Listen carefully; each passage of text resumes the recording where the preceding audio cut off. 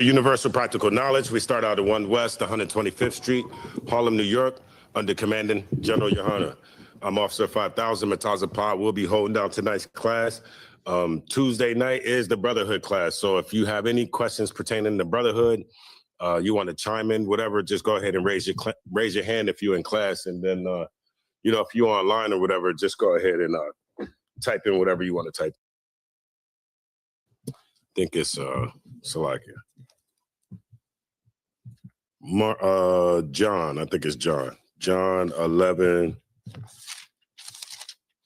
think it's John chapter 11. Salakia. John chapter 11. All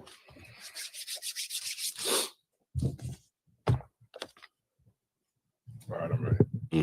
I'm ready whenever you are. The book of John, chapter 11, verse 1. Now a certain man was sick named Lazarus of Bethany, the town of Mary and her sister Martha. Right. So it's already starting off. It's letting you know that Lazarus is sick. All right. Go ahead. It was that Mary which anointed the Lord with ointment and wiped his feet with her hair, whose brother Lazarus was sick. Right. So remember the lady who washed Christ's hair with her feet? This is Lazarus' sister. This is Lazarus' sister. All right, go ahead. Or that was Lazarus' sister. Go ahead. Therefore his sister sent unto him, saying, Lord, behold, he whom thou lovest is sick. Right. And so now they come to Christ and they like, yo, the brother who you love, like your boy, he's sick.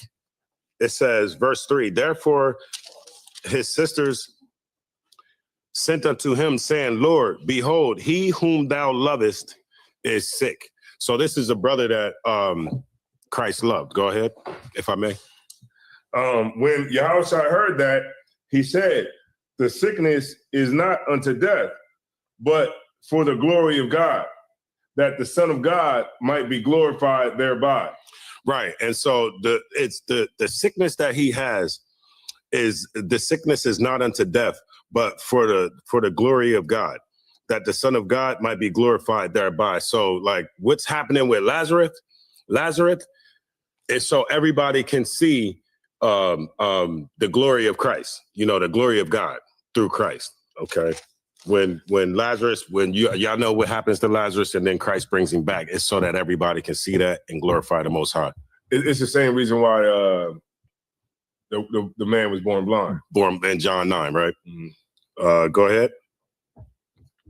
Now Yahushua loved Martha and her sister and Lazarus. Right. Yahushua loved these people, man. I mean, okay, go ahead. When he had heard, therefore, that he was sick, he abode 2 days till the same place where he was. Right. When Yahushua heard that Lazarus was sick, he abode 2 days still in the same place where he was. So wherever Christ was at, he stayed there for 2 days because he was that messed up about Lazarus. Go ahead. Then after that, said he to his disciples, let us go to Judea again. Right. So after the 2 days pass, he talks to the disciples. He like, yo, let's go over to Judea. Go ahead. His disciples say unto him, Master, the Jews of late sought to stone thee, and goest thou thither again? Right. So remember when Christ was in Judea before, when Christ was in Salakia, God, Harris. When Christ was in Judea before, they had sought to try to stone Christ. They was going to try to unalive him, right? You know that every time Christ came around, the Sadducees and Pharisees would try to like ask him a question to trip him up to see what he would say, right? And every time they did that, Christ would cut him. So the disciples is like, man, you trying to go back to Judea where, they was about to stone you? Salakia. Read on. All right. Yahushua, verse 9. John chapter 11, verse 9. Yahushua answered, are there not 12 hours in the day? If any man walk in the day, he stumbleth not, because he seeth the the light of this world. Right. It's 12 hours in a day. If you walk in during the day, it's still like a metaphor too. If you walk in during the day, you won't stumble. And why? Because you can see. Go ahead. But if a man walk in the night, he stumbleth, because there is no light in him. Right. And that's where you could see where, like, it's a metaphor, because it said that the light is not in the person. Right. And what is the light? The light is the law. Right. Go ahead. These things, verse 11, these things said he. And after that, he said unto them, our friend Lazarus sleepeth, but I go that I may awake him out of sleep. Right. It says that our friend Lazarus, he sleepeth, but I'm going to go that I may awake him out of sleep. Right. And you know that death is equated with sleeping. I forgot, there's a scripture that say, you'll sleep with your fathers. Right. Go ahead. Then said his disciples, Lord, if he sleep, he shall do well. Howbeit, Jesus spake of his death. But they thought that he had spoken of taking a rest in sleep. Right. So when Christ was talking about sleep, he just simply said, our friend Lazarus, he sleepeth, but I go that I may awake him out of sleep. So they think that Christ is just talking about literally sleeping, like Lazarus is, tired or something. But actually, Christ is talking about Lazarus being dead, being deceased. Go ahead. Then said Yahushua unto them plainly, Lazarus is dead. Right. Like every time when Christ talked, Christ spoke in parables.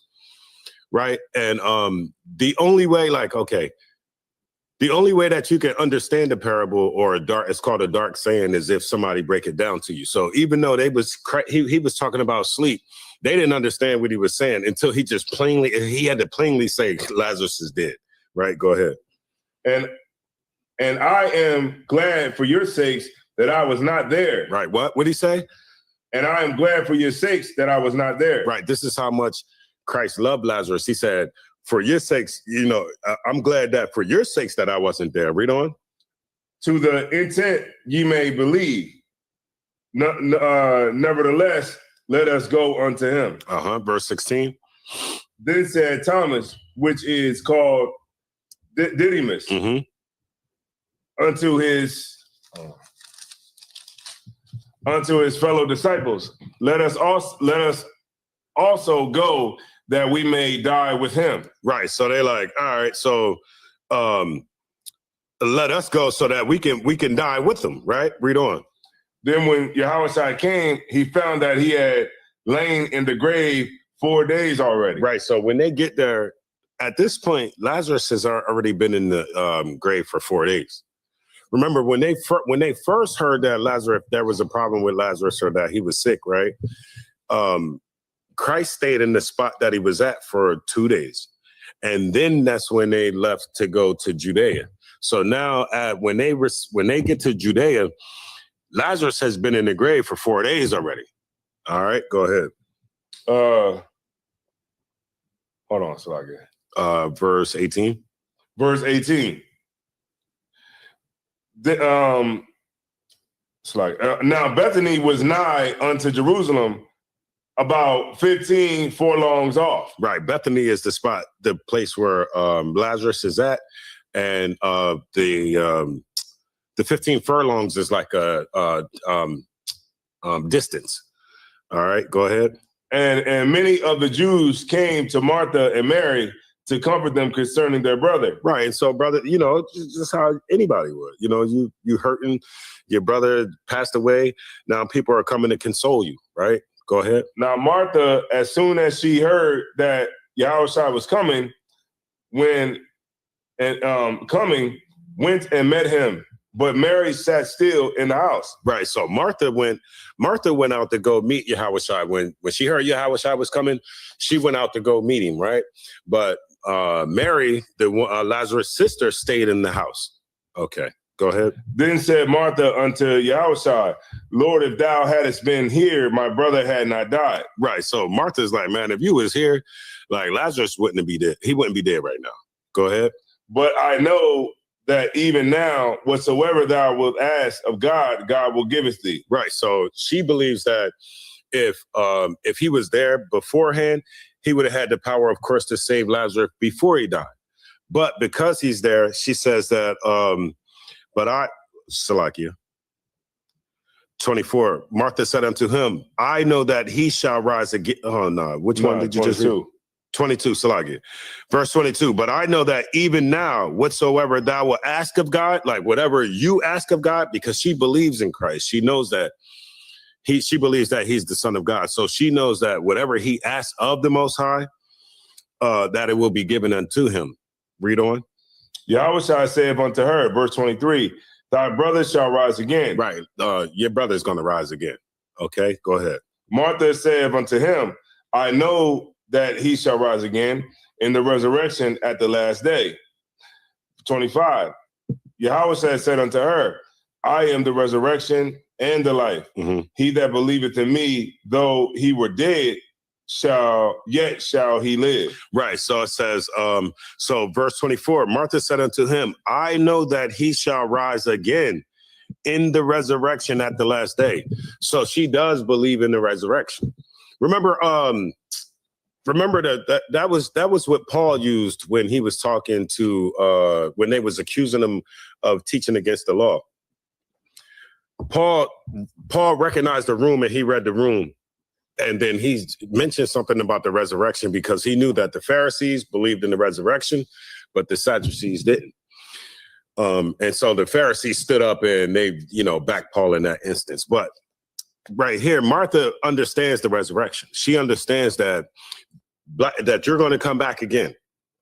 And she's saying that, okay, well, I know that he's going to come back in the resurrection. And then Yahweh says, I am the resurrection and the life.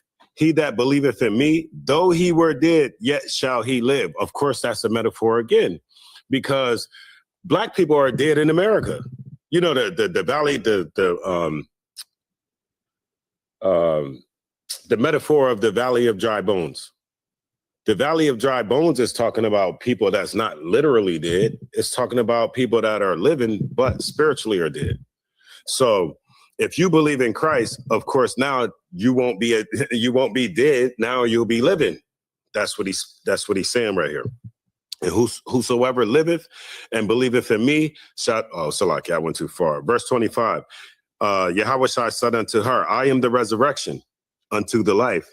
He that believeth in me, though he were dead, yet shall he live. Go ahead. Verse 26, and whosoever liveth and believeth in me shall never die. Mm-hmm. Believest thou this? Mm-hmm. Do you believe this? Read on. She saith unto him, Yea, Lord, I believe that thou art the Christ, the Son of God, which should come unto the world. Right. She said, yeah, I do believe. I do believe that you are the Christ, right? You are the Messiah and the Son of God. She didn't say, I believe you are the Messiah and God. She understands that he's the Son of God. So that this whole, Christ is the Father, all that Trinity stuff is nonsense. She specifically understands that he's the Son of God, which should come into the world. Why? How does she know that he should come into the world? Because they understand the Old Testament.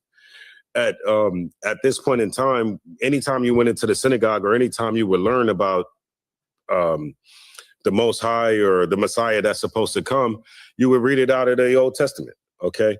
And she understands that he is the Christ that's supposed to come into the world. Verse 28. And when she had so said,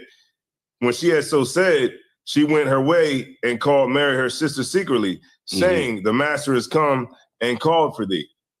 And as soon as she heard that, she arose quickly and came unto him. Now Yahweh was not yet come unto the town, but was in that place where Martha met him. Okay. It said, verse 28, it says, and when she had so said, she went her way. So she said, I believe that you are the Christ. I believe that you are the Son of God. I believe that you are the one that's supposed to come into the world. Verse 29. And as soon as she heard that, she arose quickly and came unto him. Hold on, Salakia. I'm in the wrong spot.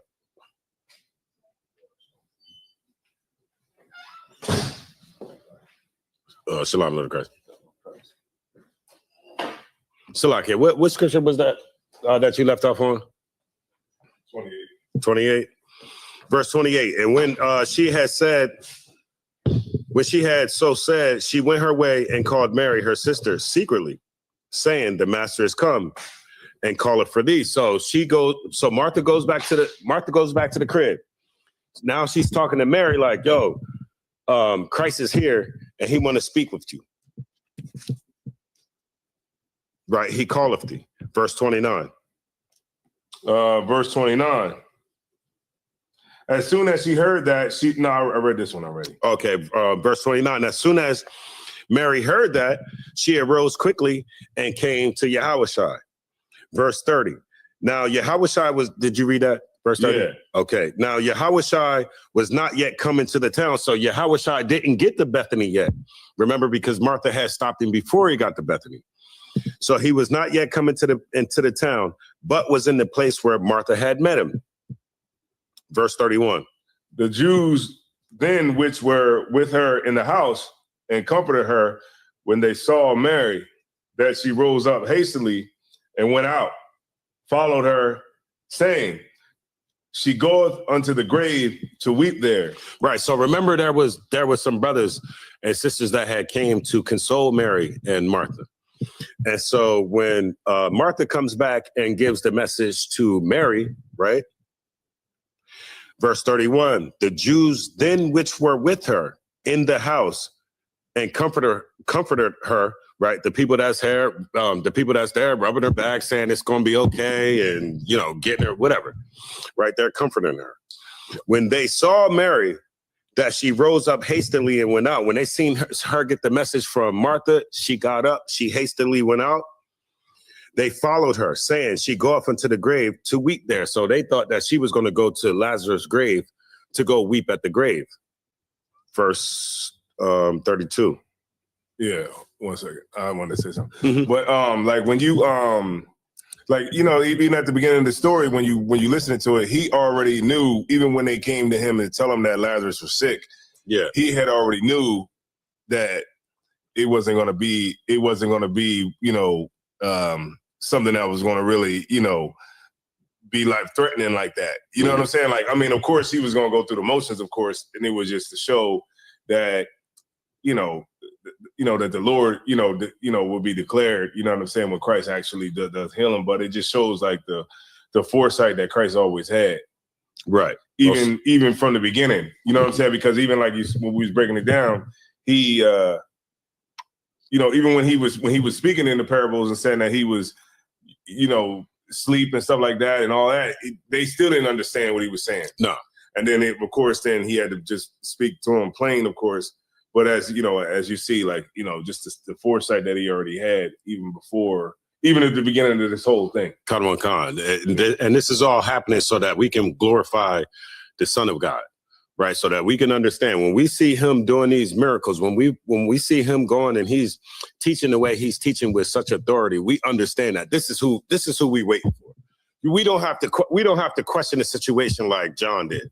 Remember, John seen the glory of the Most High descend on Christ like a dove and everything, and he baptized him, and then he, in his moment of weakness, questioned Christ. Well, we don't have to question Christ. You see what I'm saying? But that's how a lot of brothers are, man. Like, Sister Sue, you know what I'm saying? It's like, when you first come into the truth,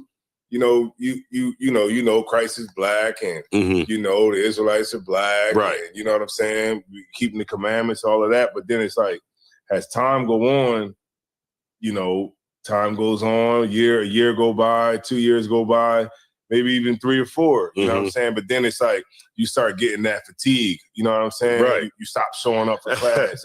You stop. You know what I'm saying? You stop checking in. And you stop doing all the things that you did in the beginning, right? And then when that happens, you start questioning the truth. You start saying, well, I mean, is this really the truth? You know what I'm saying? Like, is Christ really going to come back? Yeah. Do I even believe in Christ? Right. You know what I'm saying? Right. And it's like, we read about it, but this is a very real thing because it could very well be you. The Right, same right, people right. that we read about. For sure. It could very well be you. You know For what I'm sure. saying? And a lot of people ain't ready for that. So it's like the things that you did in the beginning, you got to make sure that you stick to those things so that you can stay motivated, because it's very, very easy for you to just, end up being like one of the people that we read about. Right. You got on year 3, 4, 5, you got to work 10 times harder, because hey, that's a thing, man. I didn't seen it before. Class fatigue. Hey, niggas start getting tired of coming to class, getting tired of going to camp and all that, man. And his time just started dwindling down until you just don't see him no more, man. Yeah. Because he had class fatigue. Right. Yeah. So whatever was that driving force that brought you in here is what you have to call on. When Satan on your back, you feel me? When them demons is like, hey man, you only got 24 hours in a day, and these niggas require this much of time after you done already been at work. You tired. You done dealt with this. You done dealt with that. You don't have no time for yourself. And then you got your one. Not only do you got the demons on you, you got your woman in your ear too. Go ahead. But that's to your point, which is heavy, is like that's the thing. Like and that's the reason you should come to class even more. You should fight to come even harder. But like that's why like you'll see like you see like a General Muhammad, who've been in the truth well over 20 years. Come on, God. Still doing class every Monday, faithfully, every Thursday, right, every single week. Right. You see Commander General Yohana, who've been in the truth for 40 years, still doing it every single Monday. You know what I'm saying? Like that's the kind of, if you want to look for like the longevity and the ability to stay and the ability to be around, and the reason that they're doing that is so that you don't get that fatigue. Right. You gotta get up in it. You gotta hit it head on, and that's what's gonna carry you over the time.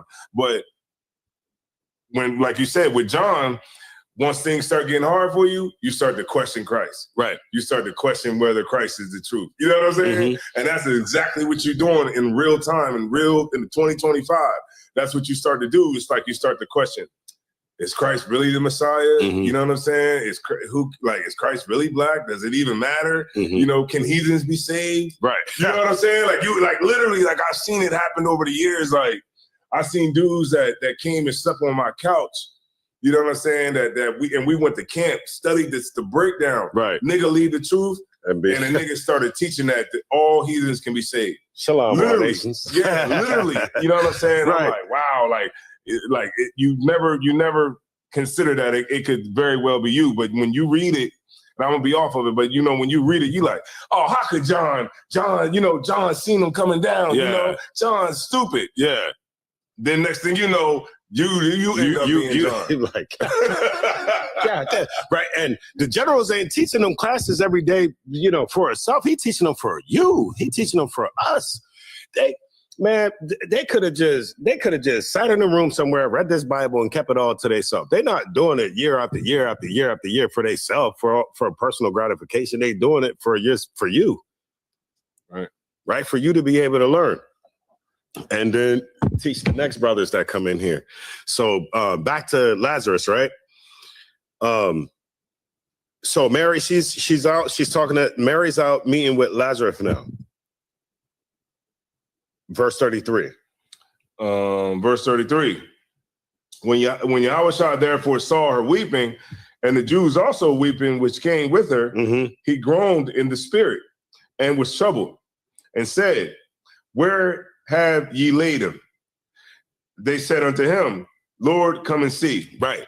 Because this is his boy. It already said it from the gate that he loved Lazarus. You see what I'm saying? So now when Mary's coming to him, remember Mary, the Mary that they're mentioning right here is the same one that washed Christ's feet with the ointment, right? When Jesus therefore saw her weeping, and the Jews also weeping, which came with her, he groaned in his spirit like, oh man, you know how you can see somebody, you might see somebody crying or something, and it can make you groan in your spirit. It can make you, ooh, you know what I mean? He felt something at that point and was troubled and said, where have you laid him? Where Lazarus at, man? Verse 35. Jesus wept. He did what? Jesus wept. That's, man, look, he felt some type of way about this brother. And our Messiah wept because that's how much he loved this brother. Go ahead. If I could. Mhm. But then like the church, they just be like, Jesus wept. It's like, they try to make it into like Christ being soft. Yeah. You know what I'm saying? And then the gate, like when, when he took the cords and he beats people out the temple and they regard, you know what I'm saying? They take the spirit behind it out of it. Like, yeah, he just took the cords and just yeah. get out of here. Look, when you see like churches, they'll just have like Jesus wept, like on, and that's just like the catchphrase for the, you know what I'm saying? Mm-hmm. It's like even on keychains, Jesus wept. Almost like he's crying for the earth or something like that. What you meaning like? Yeah, it's like one of them things like like the church does, like when they have like the fish. They be like Jesus saves, and there's like a fish. Just like a slogans, like them little. Yeah, and then like the Jesus wept is like one of them like heavy slogans that like the Christians use. You know what I'm saying? It just kind of takes away from what kind of a man Christ really was. You know what I mean? They take this one moment here and say, okay, well, this is how he is. He's just a crying dude who just love everybody. But really, that's not he was weeping because his boy was in the grave. You feel me? That just like you would weep if your boy was in the grave. He ain't just crying just to be crying because he's like sensitive or something. You know what I mean? You know how what's that song? You need a man with sense. Nah, it's not crying because he's sensitive. He's crying because his boy is in the grave. Go ahead. 36. Then said the Jews, behold, how he loved them. And some of them said, could not this man which opened the eyes of the blind have caused that even this man should not have died? Right. So then that goes to show you, remember we was referencing that earlier about the blind man. And they're referencing this too. You see what I'm saying? So they are already at this point. The blind man is like, I think, 2 or 3 verses over. So they didn't see him get healed already. And it says, then said the Jews, behold, how he loved them, because they see Yahushua weeping. So they're like, man, goddamn, he loved Lazarus. And some of the other ones said, could not this man which opened the eyes of the blind have caused that even this man should not have died? So they like still question them as well. They still questioning Christ as well. Like, well, if he opened the eyes of the blind man, could not he do the same thing with this dude as well? Verse 38. Verse 38. Jesus, Yahushua therefore again groaning in himself, coming to the grave. It was a cave, and a stone laid upon it. Mm-hmm. Jesus said, take ye away the stone. Martha, the sister of him that was dead, saith unto him, Lord, by this time he stinketh, for he hath been dead 4 days. And if I may, real quick, because I'm going to go back to 37, when they said, and some of them said, could not this man, like they don't even have faith that Christ can bring him back from the dead. Their whole thing is, well, couldn't he have prevented him from dying? You see what I'm saying? Not knowing that he could with the faith of a mustard seed, he could bring him back from the dead. They like, well, damn, couldn't he have prevented it before he died? Well, no, Christ can bring him back after he's dead too. Salaki, I just wanted to make that point. Verse 38, Yahushua therefore again groaning in himself, cometh to the grave. It was a cave, and a stone lay upon it. Did you read 39, Salakia? 39. Yeah, I read it. Yahushua said, take ye away this stone. So now he's giving them a commandment to take away the stone, right? Or a command to take away the stone. Martha, the sister of him that was dead, said unto him, Lord, by this time he stinketh, for he has been dead 4 days. Like, man, y'all want us to take this stone away, man. He stink now. He stink right about now. Y'all know how animals stink. You ever went down the street and smelled an animal? Well, a dead body is a lot worse, right? And so by now he stinks. Read on. Verse 40.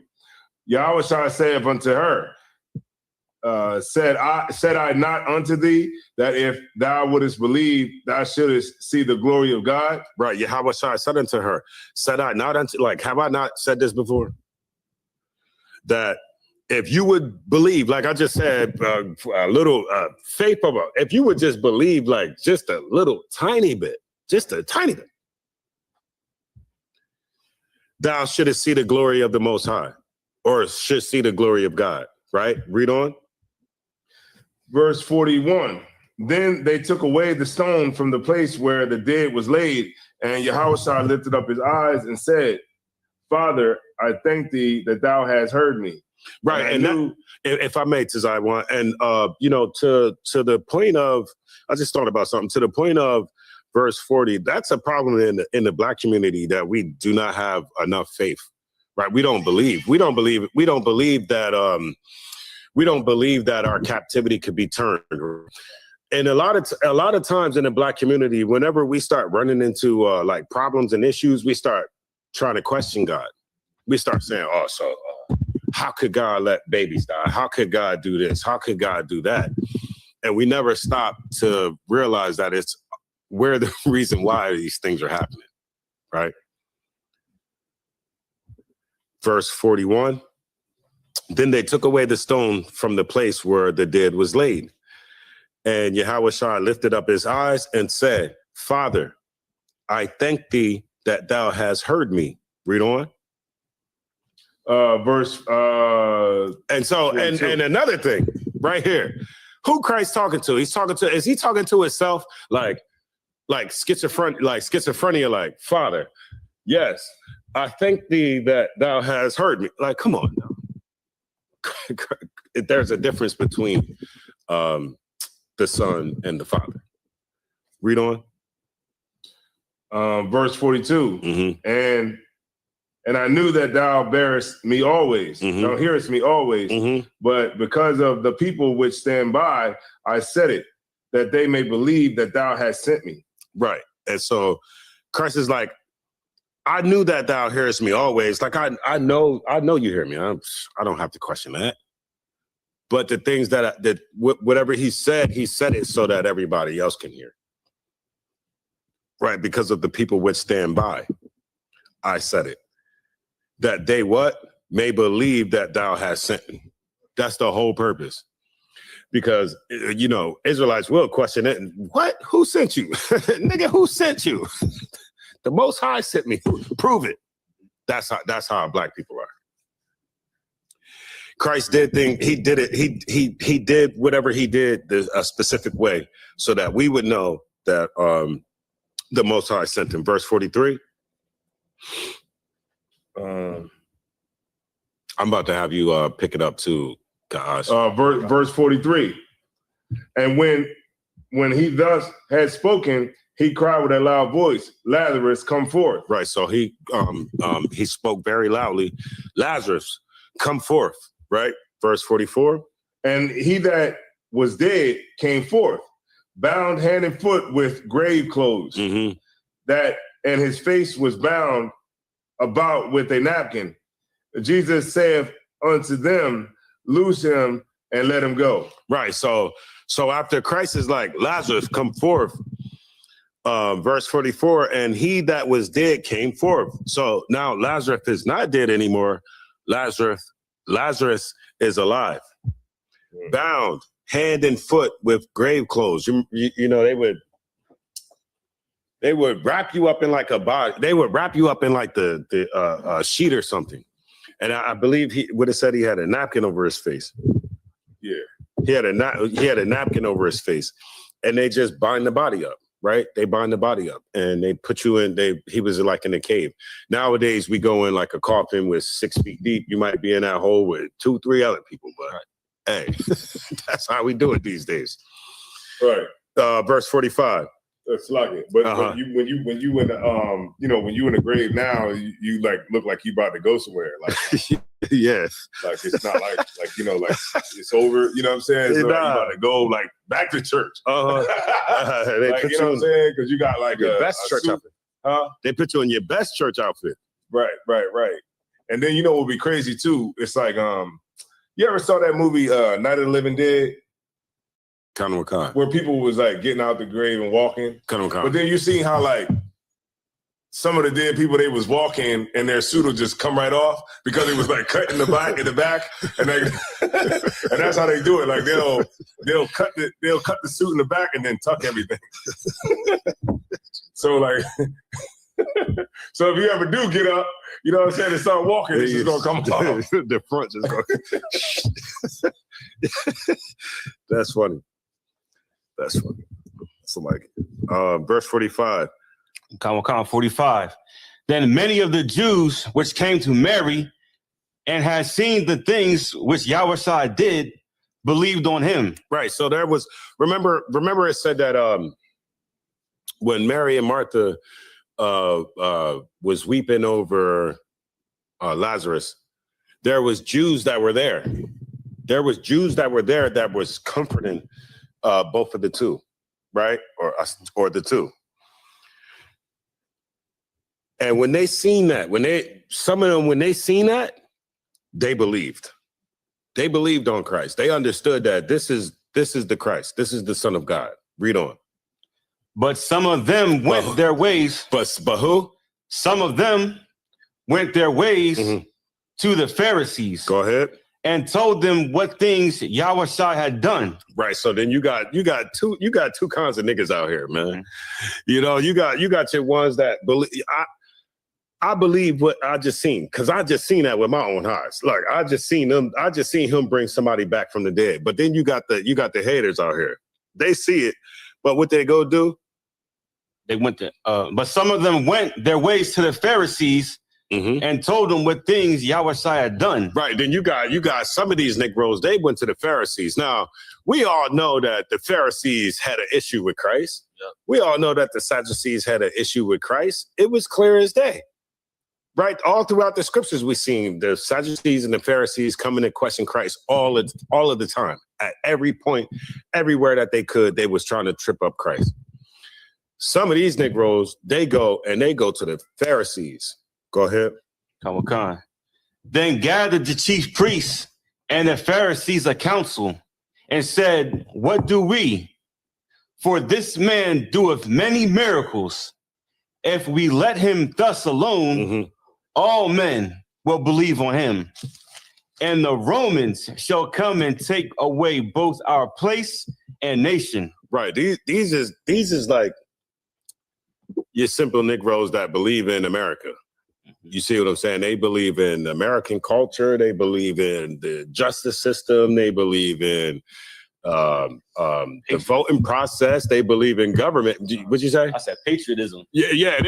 Those was patriots right there, right? Roman patriots. It says, but some of them went to the Pharisees. Verse 47. Then gathered the chief priests, right? These the top priests and the Pharisees, and they had a council and said, like, what are we going to do? For like this dude, he do mad miracles. He's doing stuff and people are starting to believe on him. Right. You see what I mean? Like, if people believe that he's the king, then Pontius Pilate or whoever's the king or whatever at that time, or ruling over whatever, this guy is going to come and take our place away from us. You see what I mean? Like, they're worried about their position in the Roman government. They're worried about their position in the American government. Like how black people today, black people are so compromised today that's in government that they won't even speak out against what's wrong, just so they can keep their place in down in Washington, D.C. You know what's going on is wrong, and you won't speak up and say anything. You see, I don't know, certain terms. You could see the unaliving of a people today, and still keep your position in, whether it's the Republican Party or the Democratic Party, because the money that you receive is from those people doing all the unaliving. I don't know if y'all understand. You understand what I'm saying? Come. if we let him thus alone, all men, it says, who all men Right. will believe on him. Now, when they say all men, are they talking about people in China? They're talking about the immediate people right there.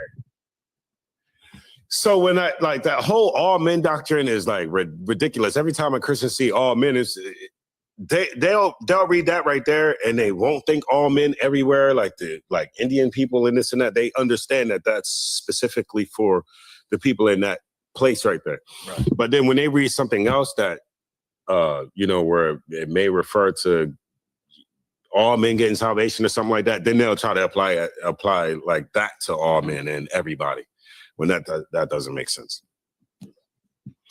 Verse 49. And that just shows you that they're worried about their place with a whole nother nation, with the oppressors, versus their place in their own nation.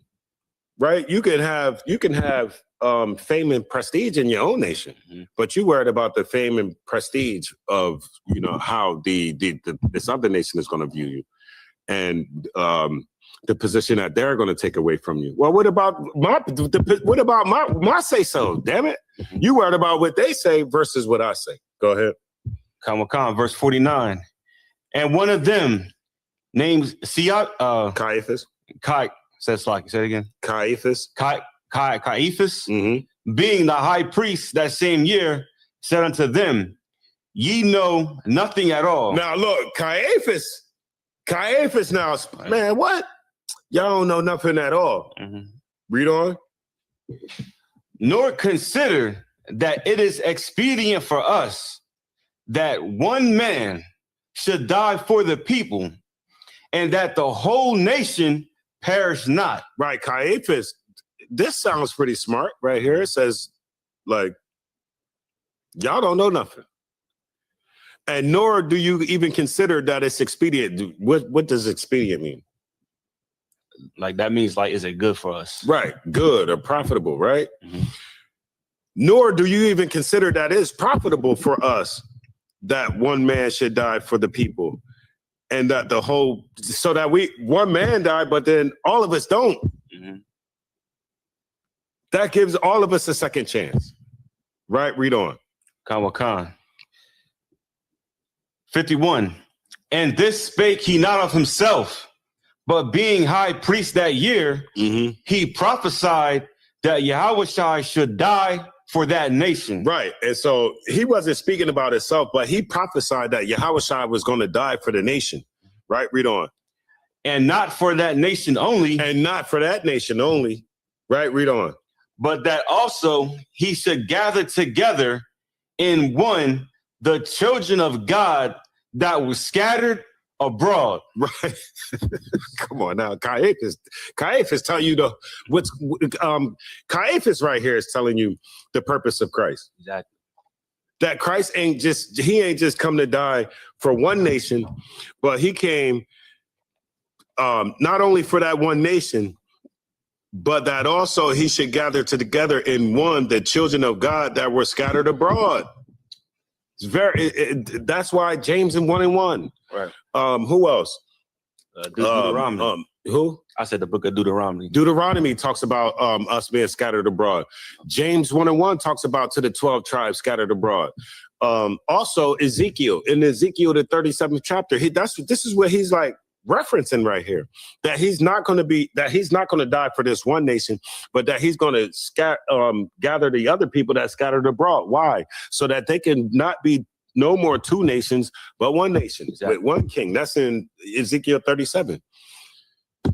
Take the stick of Judah and the stick of Ephraim, put it together. So there's no more two sticks, but one stick. That's all in Ezekiel the 37th chapter.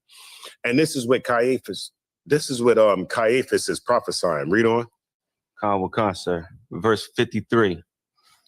Then from that day forth, they took counsel together for to put him to death. To do what? Put him to death. So the Pharisees at this time, the elders, they took counsel. They had this counsel. And after they have this counsel, even after they hear Caiaphas, that from that day forth, they took counsel together to put Yahushua to death. Read on. Yahushua therefore walked no more openly among the Jews. Right. He couldn't even walk. He didn't even walk no more openly among, some of his own people. Right. Read on. But went thence unto a country near to the wilderness, into a city called Ephraim, and there continued with his disciples. Mm-hmm. And the Jews' Passover was nigh at hand, and many went out of the country up to Jerusalem before the Passover to purify themselves. Then sought they for Yahushua, and spake among themselves as they stood in the temple, what think ye, that he will not come to the feast? Now both the chief priests and the Pharisees had given the commandment that if any man knew where he were, he should show it, that they might take him. Salakia. It says, where you start, and Yahushua therefore walked no more openly among the Jews, but went thence into a country near to the wilderness, into a city called Ephraim, right? So now he's in the city of Ephraim. And the Jews' Passover was nigh at hand. And many went out of the country up to Jerusalem before the Passover to purify themselves. Then sought they for Yahushua and spake among themselves as they stood in the temple, what think ye, that he will not come to the feast? So they like, is he going to come or is he not going to come, right? Now, both of the chief priests and the Pharisees had given a commandment that if any man knew where he were, he should show it, that they might take him, right? So now they put out the decree, if anybody see Christ, because the Passover is here, you see him come, let us know so that we can grab him, right? Hold on, I'm gonna go into 12 real quick. I'm gonna go into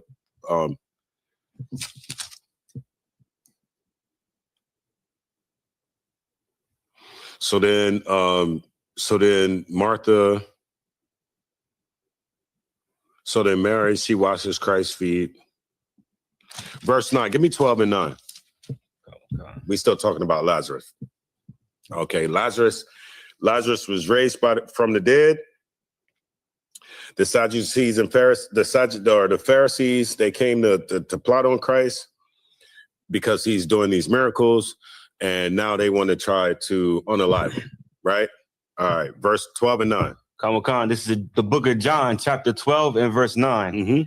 Much people of the Jews therefore knew that he was there, and they came not for Yahushua sake only, but that they might see Lazarus also, whom he had whom he had raised from the dead. Right. So a lot of people, they knew where Christ was at, and they came, but they didn't come for Christ. Well, okay, they did come for Christ. It says not for his sake only, right? But that they might see Lazarus also. Like they want to see, like, man, Lazarus was in that grave. I know he was in that grave stinking for 4 days. I need to come and see if this is true or not. Whom he had raised from the dead. Verse 10. But the chief priests consulted that they might put Lazarus also to death. Hey, yo, the chief priests is, God damn. They see the miracle. They see that he was dead and that Christ brought him back to life. But they trying to put him back to death. God damn. Hey, they ruthless. They ruthless. They trying to put him back in the ground. Right? Read on. Khan. Because that by reason of him, many of the Jews went away and believed on Yahushua. Right. So they so mad that people left following them to go now believe on Christ. Right.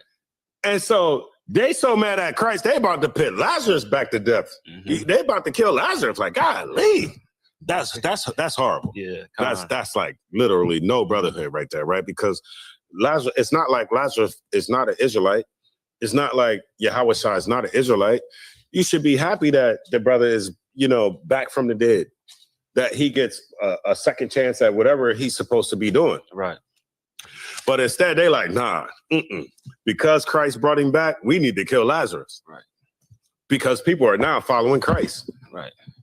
And what I think is so crazy is like they're more upset about the fact that they're losing followers rather than being excited about the fact that there is a man walking from the dead among you. You know what I mean? Like, that's the part that I can't understand about the Pharisees. Like they're so evil and against Christ that they have a great miracle that's literally walking in front of them. Like this man literally came back from the dead.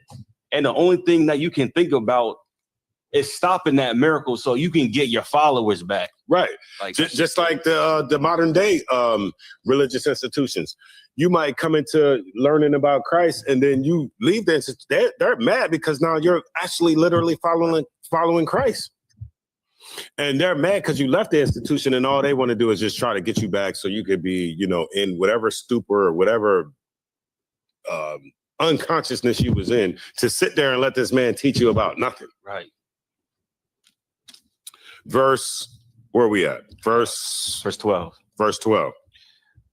On the next day, much people that were come to the feast, when they heard that Yahushua was coming to Jerusalem, took branches of palm trees and went forth to meet him and cried, Hosanna, blessed is the King of Israel that cometh in the name of the Lord. Right. So they heard Yahushua there. So they go and you know how, you know, they break the branches, all that, so he can walk, you know, along the branches or over the branches, right? And they said, you know, blessed be the King of Israel that cometh in the name of the Lord, right? Go ahead. And Yahushua, when he had found a young ass, sat thereon, as it is written, fear not, daughter of Zion. Behold, thy king cometh, sitting on an ass's colt. Right. That was back in, what's that, Psalms or Isaiah, something like that. Go ahead.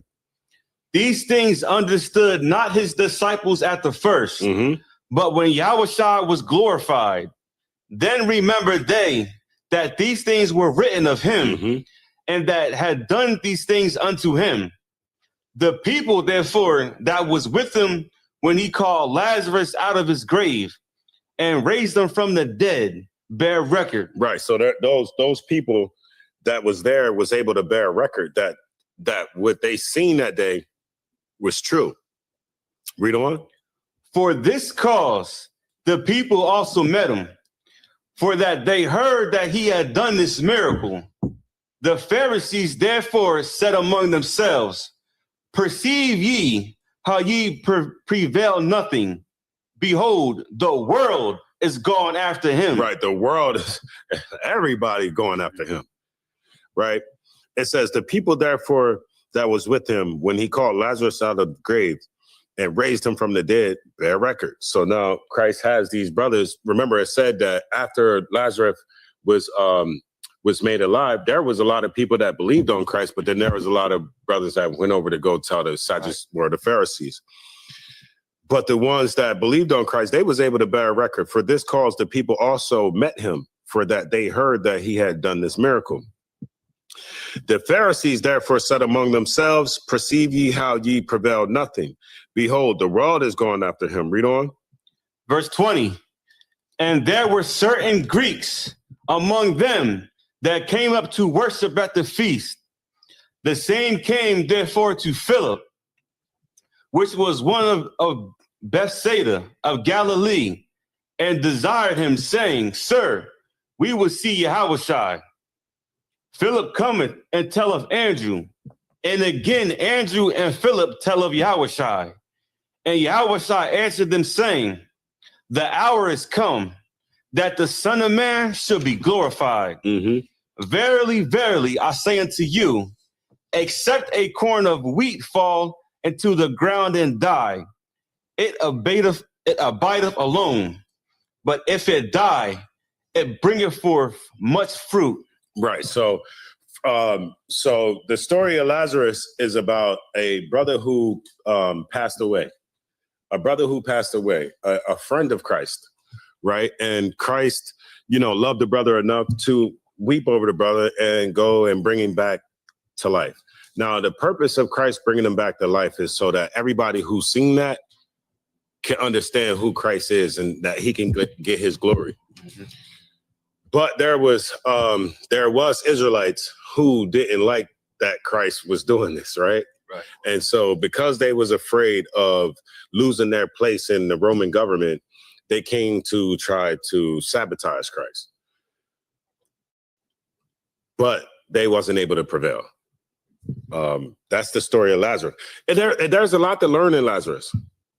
Right? I think a lot of people don't pay attention to that story, but there's a lot of little different nuances that that you can learn from out of there, right? Let me get one or two more scriptures and then I'm gonna get y'all out of here. We got some what's that? Parmesan, we got cheese, something back there, man. What we got? Parmesan chicken. Uh-huh. And we got some fried fish and stuff. I ain't gonna hold y'all, man. Y'all look like y'all hungry. But even like what's crazy, man, is like even Lazarus bounced. Even Lazarus left the truth. Kind of a con. In the end, you know what I'm saying? Uh-huh. Once Christ started talking about, eating the flesh of my body and all that, Lazarus was like, I'm out of here, man. And he brought him back to life. And like, hey, yo, yeah. He still left. But that's just like we see today. We see a lot of Lazaruses today. Yeah. Right? We see a lot of brothers being brought back to life. You was out in the world doing whatever you was, Valley of Dry Bones. You see what I'm saying? And then one of these brothers, you heard one of these brothers, seen one of their camp videos, and then now the tendons coming back, the joints is coming back, the sinews, everything coming, the muscle, everything coming, right? And now you a new man, then all of a sudden you hear something or see something or I don't know, whatever in the truth, and then you wreck back out. That's crazy. You got brought back to life, and then now you willingly walking back to the dead. You know what I mean? That's simple to me. Mm-hmm. I think the advice that Tazaiwan gave a little earlier, where you gotta fight that much harder. You gotta figure out what brought you into the truth, and that kind of what is you gotta hone on to that. You gotta hone into that. You gotta remember that. You got to remember that feeling that you had when you watched the video and opened up the Bible and read that first verse and was like, this nigga's telling the truth. For me, I'm going to tell you what it was. It was Jeremiah 14:2. It was Jeremiah 14:2. Captain Mashak had read it. I was like, wait a minute. I had grabbed the Bible, right? And I flipped through it. I turned to Jeremiah 14:2.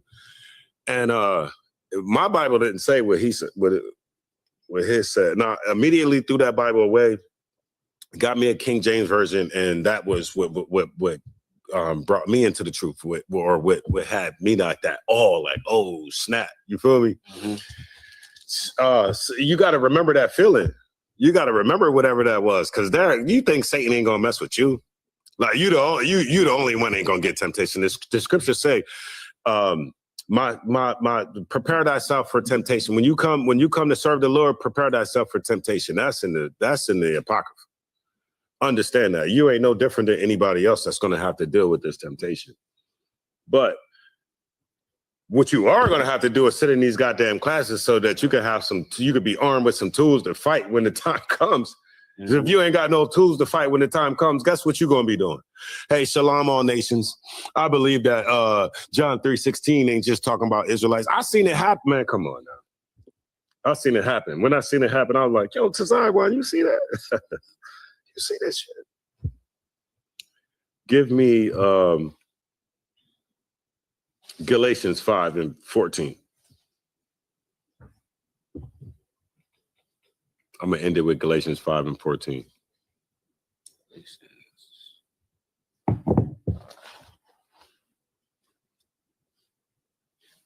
Khan. This is the book of Galatians, chapter 5 and verse 14. Mm-hmm. For all the law is fulfilled in one word. Right. So when we dealing with the scriptures, right, we have our Brotherhood class, we have the law class, we have scripture breakdown, all that kind of stuff like that, right? But when Paul is writing to the Galatians, to the Israelites in Galatia,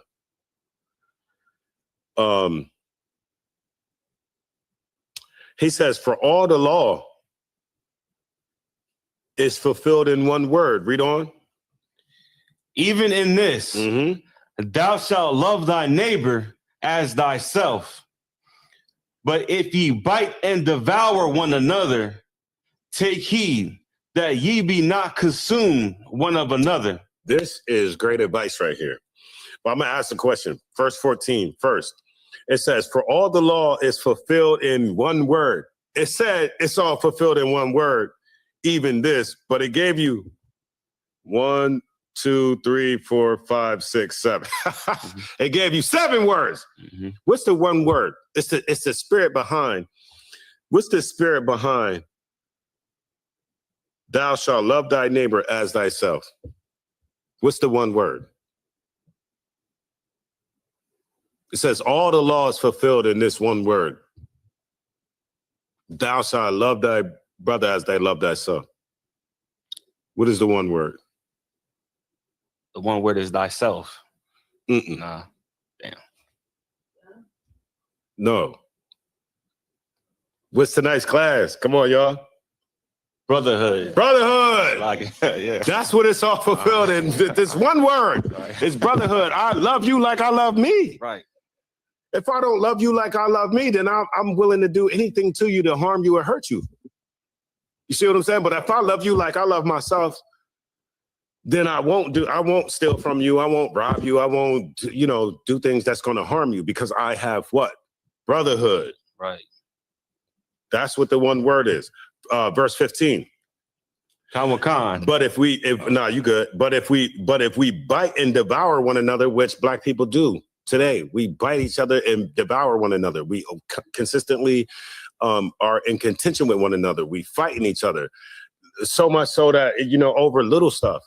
It used to be like stepping on sneakers and stuff, right? So it used to be like I would have a physical encounter with you. Maybe I walked on your block or something like that. Now it's just Facebook. Yeah. Now it's just the internet. Now brothers is, beefing with each other from 50 states of 25 states away for literally nothing. We bite and devour each other. It's just something that's in us, right? But if you do bite and devour one another, we need to take heed of that. Why do we need to take heed? So we don't consume each other, right? Exactly. So we don't just off our population because of just beefs that we have. It ain't even like other people are doing it. We're doing it to in a lot of cases to ourselves. You see what I'm saying? Okay. And that right there, that problem that we have, that lack of brotherhood that we have can be fixed. It can be fixed if we, of course, sit in classes, we taught brotherhood, but if we just start to do something very simple, and that's to follow the law, statutes, and commandments. If we start to follow the law, statutes, and commandments, by default, you'll start to have better brotherhood. And with that being said, I would like to pass the class over to Precinct Officer Ka'ash. You got the yeah. Somebody got it? You got it? I think it's in the chat. You got it? Okay. I'm good. Yeah. This is the IACPK security announcement. It's goes to new brother and sister.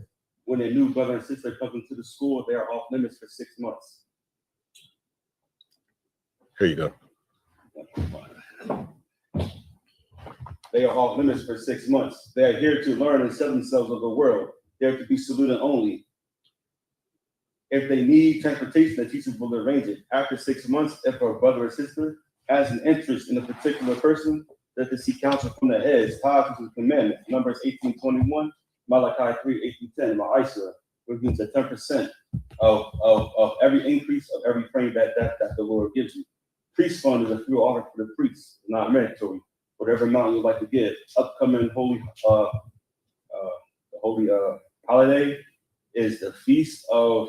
You know what the next one is? Is that the Memorial of the Trumpets? I believe so.